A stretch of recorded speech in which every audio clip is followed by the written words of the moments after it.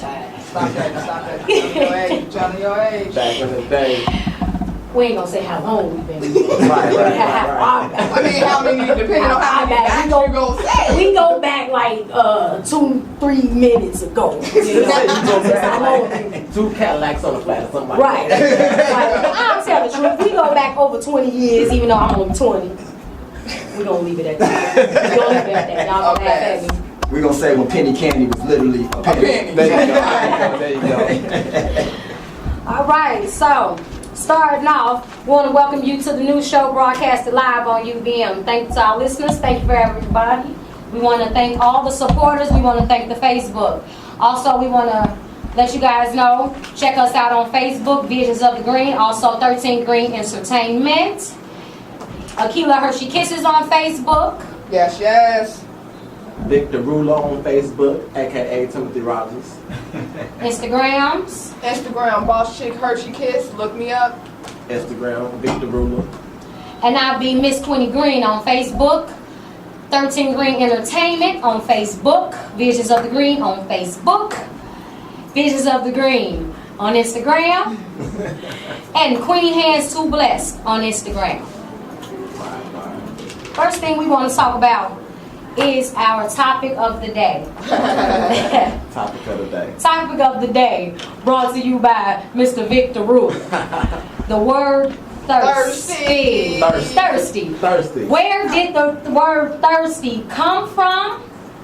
Does anybody know so much? What year that thirsty just decided to hit the scene and stay on the scene? Why do we use it so much in the black community? I don't know, but I know that I'm about tired of hearing the word thirsty. I'm about tired of being called thirsty simply because I say hi to a female or approach her and call her nice looking or something like that. Say you got a pretty smile, and she say, "Oh, well, you thirsty because you say I got a pretty smile," or something like that. It's like, why do we do that? Why do we do that as a culture? You know, or why does a dude have to call a female thirsty simply because she wants a man who can take care of her like a man's supposed to? You know, so it's like, you know, why do we do that as a culture?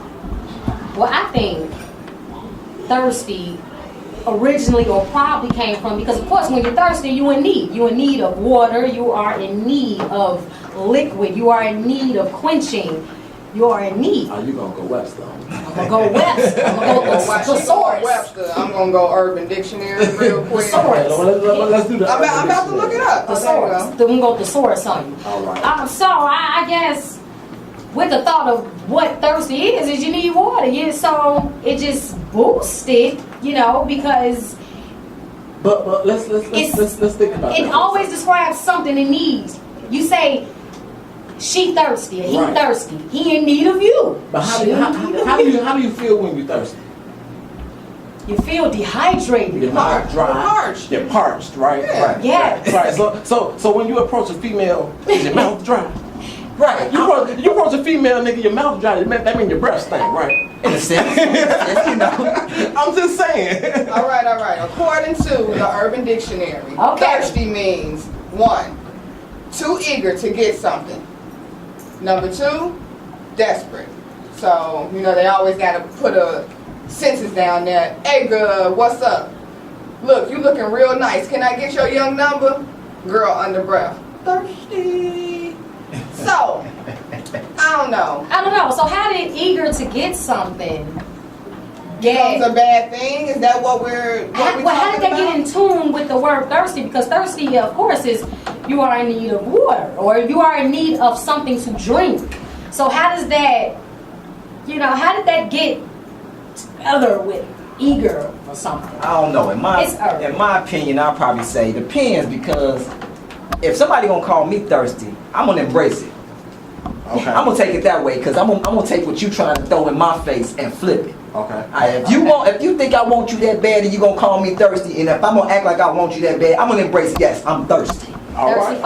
Okay. So it's just all how you take it. To me personally, I'm not gonna get offended by you calling me thirsty. Some people are so high up on a pedestal, that's the first thing they can think of. Oh, here come this brother, he thirsty. You know what I'm saying? Right. In my opinion, it's some people that could be full of themselves and automatically. And then again, you got those that's probably nagging and annoying that probably is that thirsty. You know what I'm saying? And don't know how to take no for an answer. So So thirsty does not necessarily have to mean something derogatory or something negative. mean or something negative. You know what? I'm thirsty to blow up. You can use it that way too, but I mean, I guess, you know, it could be in the tone or how a person says it to you for you to say like that, okay, they thirsty. Exactly. They can say it with that thirsty, you know what I'm saying? And you're like, oh, that's how you feel? Exactly. And most times it's not about what you say, it's how you say it anyway. So Right. if somebody come to me and tell me I'm thirsty, I'm gonna give them the What the- eye. Like, yeah, you really don't know. You know what I'm saying? So Well, I guess it depends on what you're thirsty for, what you're I mean, thirsty about. but it shouldn't depend on it. Shouldn't depend on whether you're thirsty for something or not. If they gonna call you thirsty, then the way they're saying it is making you feel a certain way. Then you're gonna take it a certain way. Period. Okay, so does anyone have any idea of when did it come about? when did the word come about to be used so much as we use it now It came today? about with this newer generation. Yeah. So we talking 2000s. I would say it I came would say about it, with the social media as well. There you go. Because I don't know about y'all, but I see a lot of Unfortunately, thirstiness. Facebook and Instagram Yes, I see a have lot of huge part to play in thirstiness. that. Yeah, Definitely. you can spread the word a thirstiness lot on easier. Facebook. Yes. You know? I mean, when you seeing on your timeline, every few seconds you see a booty shot. You Yeah. see, you know what I'm saying? And what's gonna come behind that? He liking it, he getting them smiley faces. Man, you know what I'm saying? Like, ooh, boo, can you send that to me personally? All you know is thirst. That's all they gonna say. So why is that considered thirsty when he just admiring the picture? I don't think he's the thirsty one for admiring the picture. I don't That's what think I was gonna so. get at. I think she's the thirsty one for putting it up there because There she you go. wants the attention. Because Yeah. you know she fishing. Yeah, you definitely doing it. I've heard somebody told me that I put up a thirst trap. How did I put up a thirst trap? I'm not trying to get attention from anybody. I'm just saying what I want to say. It's Facebook. I can do that. Yeah. So let's ask this question: Why do females? Some females, I'm not gonna say all females. Why do some females feel like they have to put that out there in order to seek that attention from a guy? I'm gonna say this. It all starts at home. Period. If you're not getting the love at home or as a kid, if you're not, your father isn't telling you that you're beautiful or your mother isn't telling you that you're smart, you're gonna have that mentality that, oh, I need this verification, I need this validation from whoever else that's watching to tell me that I look nice or that my behind is fat or whatever the case may be. It's the validation that they need that they didn't get from at home. All right, coming up, one of my favorites, Lupe, Chicago's own. Yeah. Queenie Show is on. You so On topics. What's going on in the news today? Well, something that came to my attention that I think I like. Senator Jean Shaheen, first woman to serve both governor and senator, is backing up a campaign to put a female face on the $20 bill. Did y'all hear? heard. We going on money, y'all. We should have been on You should have money. been on money though. Girls who run the world. Girls. Come on now. All right, okay, Come on so now. Hey, as long as I can say it, I don't care. Exactly, that's what I'm My talking about. grandmama on that one. Senator Jean Shaheen filed legislation this week that will create a citizens panel to recommend and appropriate choice to the Treasury Secretary. She is hoping to build the work on the women on the $20 bills by 2020. I'll still be 20. That will be the 100th anniversary, of the constitutional amendment guaranteeing women the right to vote. So, on the day that women was guaranteed on the right to vote, we will be on the 20. I really don't care whether she's white, whether she's black, whether she's green like Miss Greene, or red or blue or whatever she is. She's a woman. And I'm just liking that. Want to see on the 20. I just want to see a woman on a $20 bill. I think a woman could be president better than a man. Because we can budget, baby. See, now we're not going. You seen a mother pay bills, go grocery shopping, Coupons for everybody. buy shoes and everything on a budget? I think women could president. So yes, so I'm liking that situation there. So that's what we have. First topic for the news. We're going to come back to that. Okay. Well, the What next you got? topic we got is we're going to talk about these people flying these drones around the White House and everything. This guy,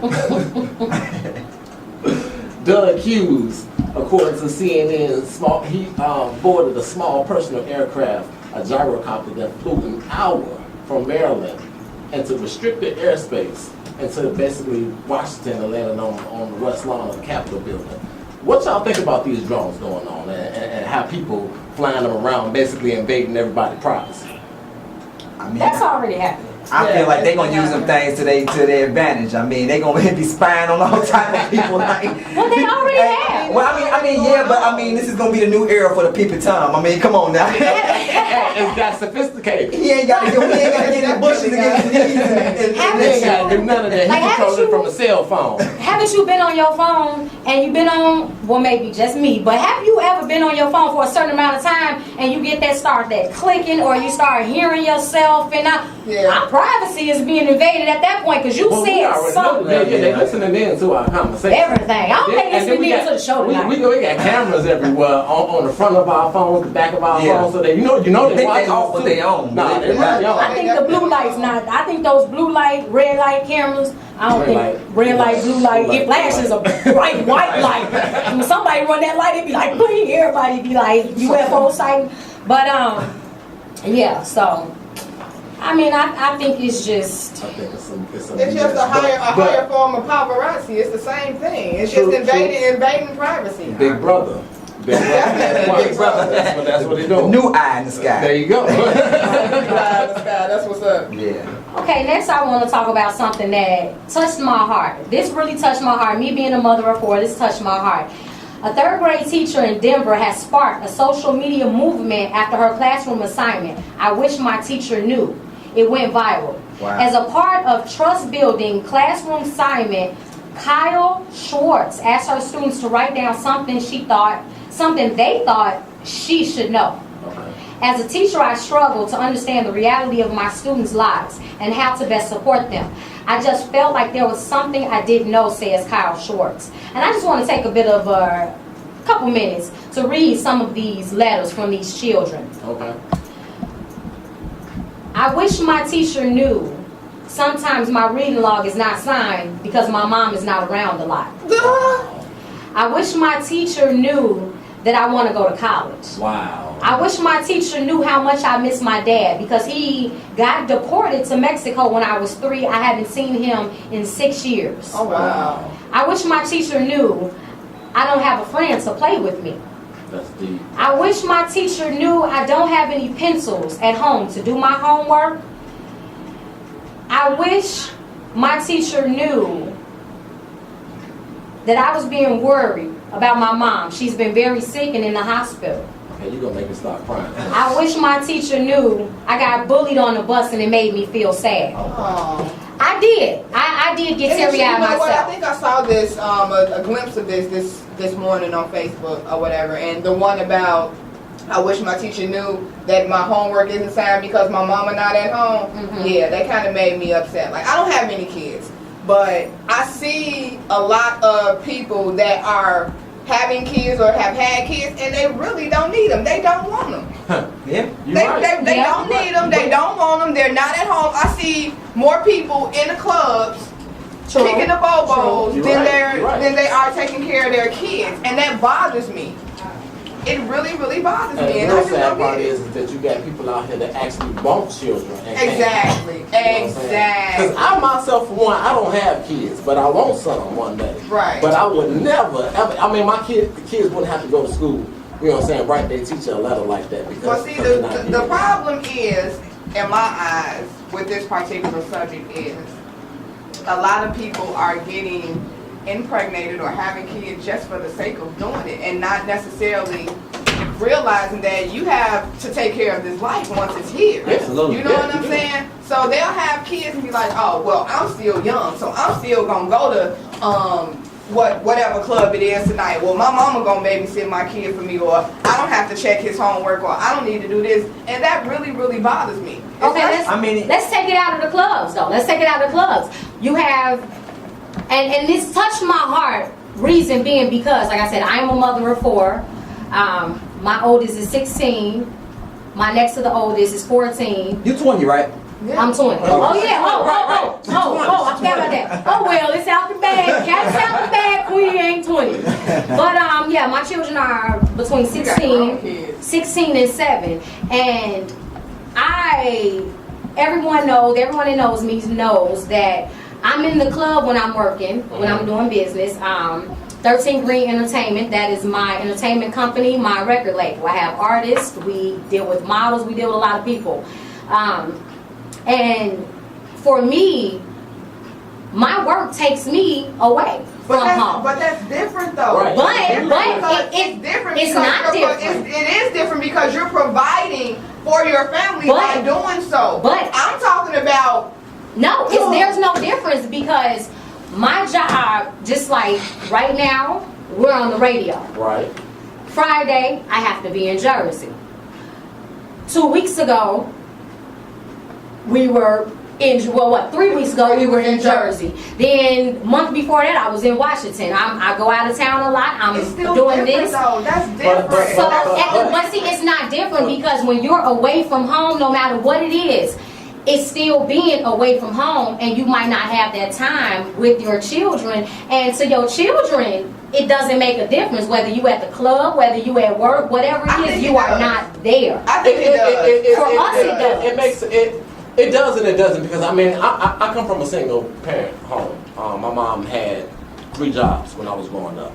I can literally remember her coming in, getting like an hour of sleep and going right back out.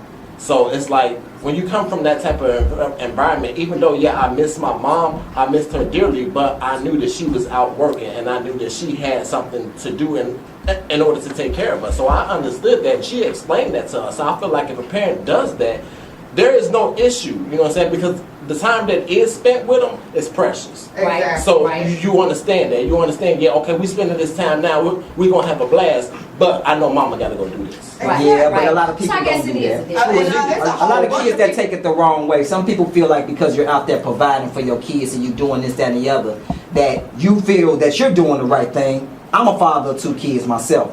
So I can understand that some kids be like, okay, well, mommy got to go to work, mommy got to do it. They still question why that you do all that. There, right. And sometimes stuff like that for you trying to provide because you know you have bills and stuff that you have to take care of. You know that your kids still want you around. Right. So we're gonna close. We're gonna close this section out. We're gonna close this section out with saying, parents, take some time with the children. Please. If you're working, if you don't that off day, don't go to sleep on that off day. Go have a picnic, go to the movies, do something, parents. Whatever time you can get in with the children, it is precious. Because by those letters that almost made us cry, it's precious. Go buy your kids school supplies. There you go. If you don't raise your kids, your streets will. Money. Hey. What we listening to, baby? Y'all listening to Late Night, Mr.Money Rodgers, and Voice Music. I hope y'all enjoy it. It's the new single.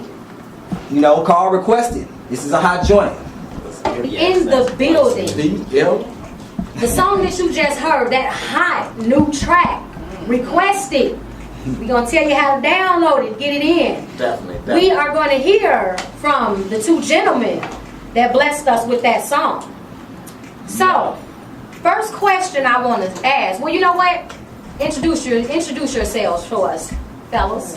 Well, what's up? How y'all doing? I'm Voice Music, VoiceMusic. Okay, all right. And I'm go by the name of Mr.Money Rodgers. The M.R. like Mr. Money, like the money in your pocket, and Rodgers like Mr. Rogers' neighborhood. So there you go. I know that's right. Okay, now, music. I don't know. I just Voice Music. Okay, Voice Music. I know, but when he put that the Q, it just made me want to music. Okay, Yeah, so that's one of my inspirations. Voice Music and Mr.Money Rodgers. Can we know what do you do? Voice Music. What was your part on the song? I'm the singer. I'm the songwriter. Okay. I sang the backgrounds and everything. That's all me. Okay, and Money Rodgers? Well, I'm just a hip hop, the rapper that laced the nice 16 on the joint. Okay, my first question is for both of you guys. When did you, Money, when did you start off rapping? For you, Voice Music, when did you start off singing? When, it's a 3-in-1 question, I'll give you time to answer. When did you know rapping and singing is what you wanted to do and make something out of? And where was your first gig? Where did you get on stage and perform in front of people the first time? Where and who have you opened up for and who have you worked with? Alright, well, let me start off by saying I first started music.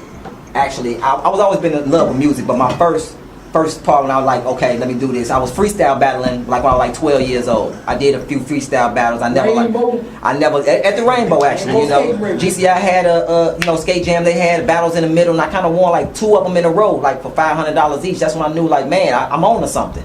I didn't like to write. I ain't started writing music till I was about 17 years old. And the first place I actually performed was on Elman Company, Channel 19.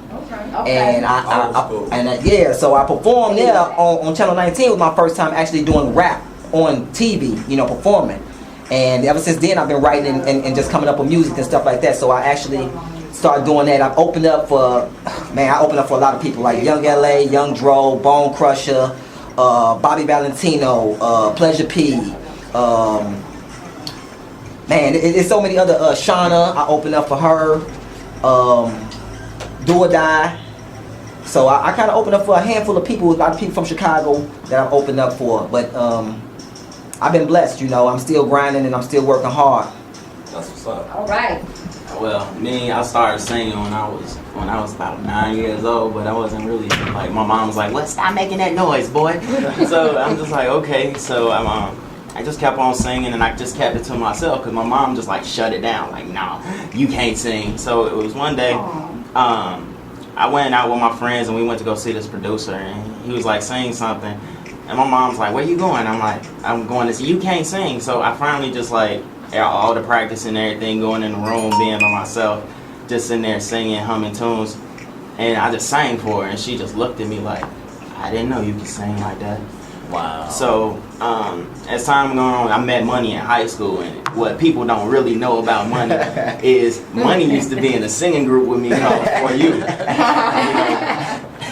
And that was us in the singing group. We would sing, then Money would rap. Everybody knew Money in school as the dancer. He was footworking, Money was doing everything. Full Effect, baby. Full Effect, baby. Shout out to the Full Effect members. Shout out to all the Full Effect members. Jennifer. Jay Boogie. Yeah. We got know how it is. Blair Cartilage, Jada Daniels, my cousins Jada, Travis, a lot of y'all. We got somebody in the studio know about Full Effect. She was jumping. All right. But after high school, I kind of laid low, and my brother, he would always sing. He a singer, songwriter, but and then he's kind of like took me under his wing, so I would sing backup for him, and he just stopped singing, and I was like, well, I need to go ahead and do something. I'm tired of being in people's shadows, so I just locked myself in a room and I just started writing. The first song that I made was One More Time. Money and me and Money, we did the late night joint. Well, first we did Make 'Em Sweat. Yeah, off my last mixtape that I had put out like a year and a half ago. And then it's just been magic from there. I've opened up for Pleasure P with Money. You know what I'm saying? I've been at the House of Blues. I'm in a band, Johnny Kilroy. So I'm a man of many hats. Okay. You're a busy man. All right. That's the best way to be. That's what's up. All right. Next, I want to ask both of you guys, what can we be looking for from you guys? What's coming up? What's in the making? What's coming new? What's coming next year? What's in the future? Where? What? What's going on with you guys? What, where, when, and why? When, why? Well, right now, me and Money, we're working on this project.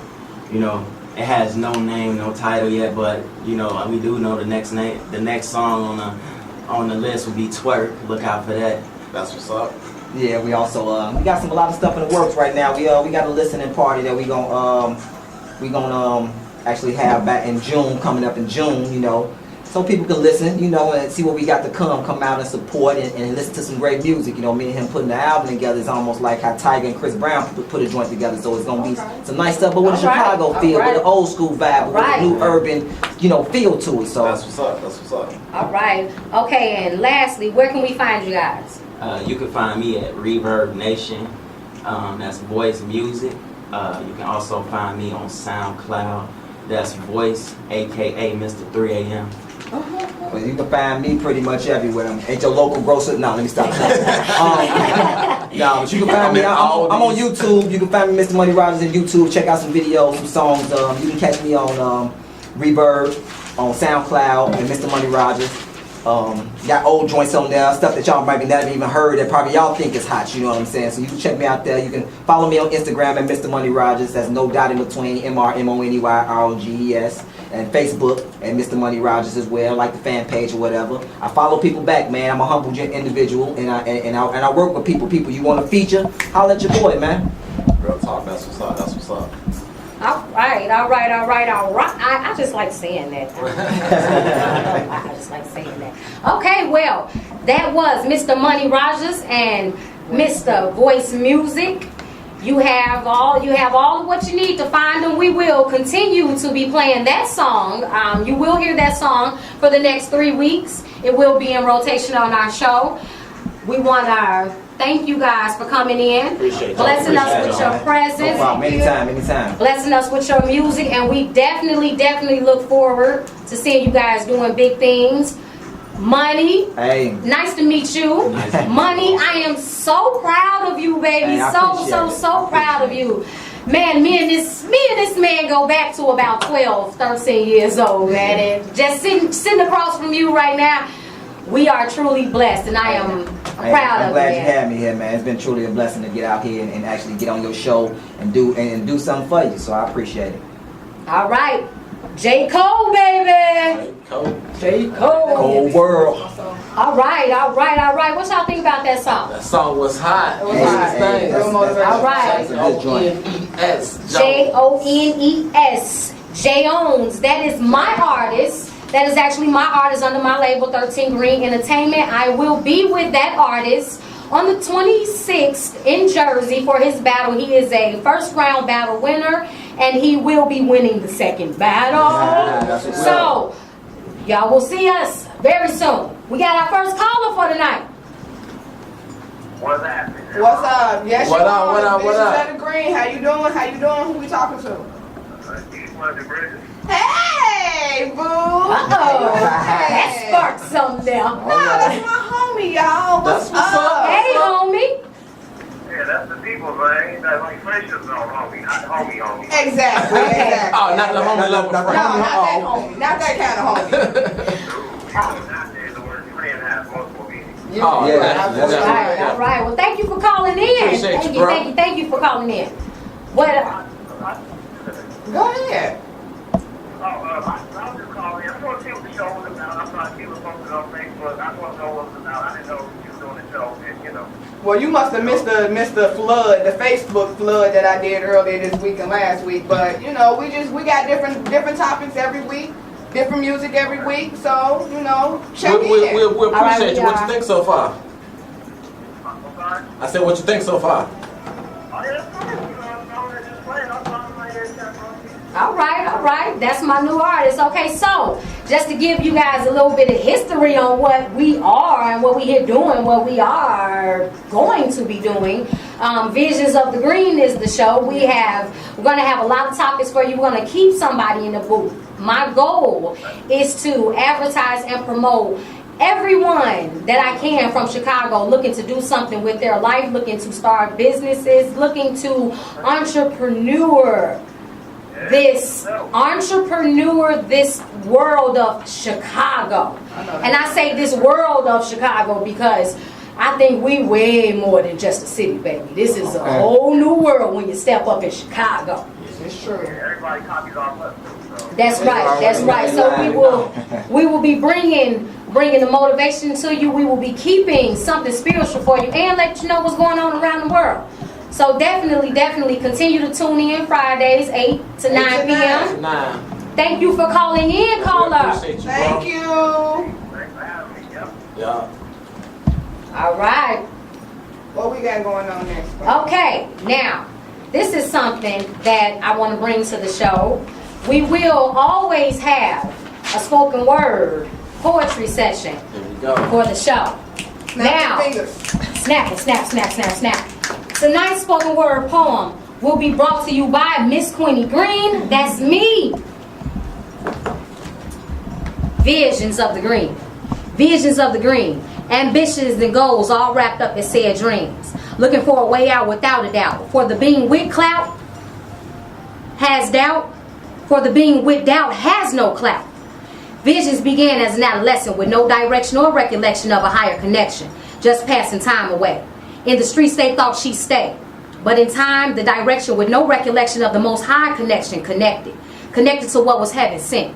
To those as a black sheep, but glorified in his eyes even though the dysfunction was knee deep. He heard her cries and their lies, and he began the mission to defeat. Mission impossible, not hardly.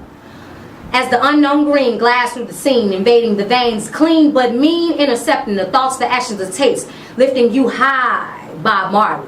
Am I talking the Greene, the kind you roll? Am I talking the queen, visions of my soul? Am I talking the visions of success? Success from the Greene we tend to cling, spending money like there's no tomorrow, like there's no sorrow in our actions. Wake up, the dream's over. The visions predicted we are closer to a higher hour, closer to a higher power. The vision is me. Visions of the Greene. Hey! Snap. Miss Queenie Greene did her thing. So All right. on your porch. All right. That was just a little something for me to bring it in for the show. That was the first poem of the show, first poem for the show. I figured it should be something about the show.